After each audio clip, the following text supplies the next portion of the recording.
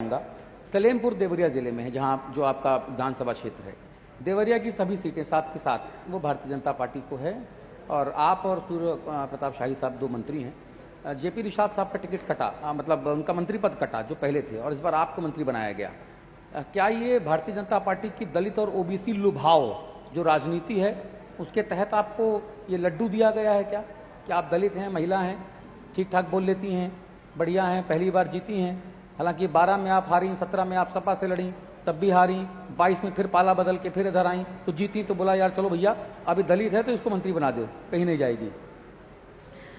ऐसा नहीं है। पहले तो आपने कहा कि भारतीय जनता पार्टी के लोग बहुत अच्छा बोलते हैं, कुछ भाइयों ने हमारे इधर ताली भी बजाया, लेकिन मैं एक बात बता दें, भारतीय जनता पार्टी अपने रिपोर्ट कार्ड के साथ, अपने काम के साथ जनता के बीच में रहती है, करती है तो बोलती है, जब कोई करेगा नहीं तो बोलेगा क्या। दूसरी बात मैं आपको बता दूं कि आपने बोला कि मैं दलित मंत्री हूं और लुभावना है, ये दलित कार्ड है, कोई लड्डू है क्या दलितों को लुभाने के लिए?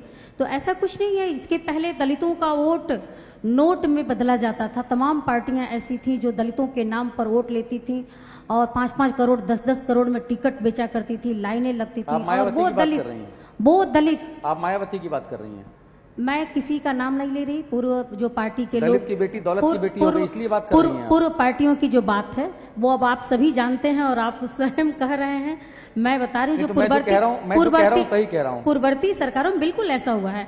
पूर्ववर्ती सरकारों में ऐसा होता रहे। आज केंद्र सरकार में 10-10 मंत्री, 15-15 मंत्री दलित हैं। आज उत्तर प्रदेश सरकार में हम लोग 8-8, 9-9 मंत्री दलित हैं और इतनी सारी संख्या 52 मंत्रियों में हम 9 मंत्री दलितों को भारतीय जनता पार्टी की सरकार ने बनाया, हमारे मुख्यमंत्री जी ने बनाया है। तो निश्चित रूप से ये लुभावना नहीं है। हमारे दलितों का उत्थान, विकास और उनको सरकार से जोड़ करके ले करके जनता सरकार की जितनी योजनाएं हैं, आप जितनी योजना में गिना रही हूँ, चाहे प्रधानमंत्री शौचालय योजना हो, प्रधानमंत्री आवास योजना हो, प्रधानमंत्री किसान सम्मान निधि योजना हो, जितनी योजनाएं हैं ये सारी योजनाएं किसके लिए हैं?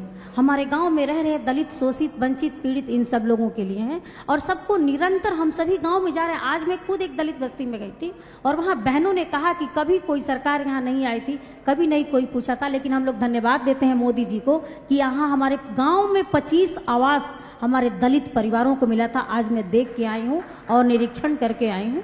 तो हमारे प्रधानमंत्री जी और हमारे मुख्यमंत्री जी, भारतीय जनता पार्टी के हमारे सभी जितने कार्यकर्ता हैं, सभी मंत्रीगण हैं, लगातार जनता के बीच में काम कर रहे हैं। आप खुद भी देख रहे होंगे सोशल मीडिया के माध्यम से, कोई मंत्री हो या कोई विधायक हो या हमारे पार्टी का कोई कार्यकर्ता हो, निरंतर जनता की सेवा में है, लोगों की सेवा में है। कैसे सबको अपने साथ लेकर के उत्थान और उनका विकास किया जाए और कैसे उनकी समस्याओं को दूर किया जाए, इस तरह की बात है। अब सबकी तुलना हम लोगों के साथ नहीं है। हम लोग कोई लड्डू लुभावने नहीं देते। हमारी पार्टी बिल्कुल बड़े साफ मन से, ईमानदारी से शोषित, दलित, वंचित लोगों के उत्थान और विकास के लिए काम कर रही है। और अभी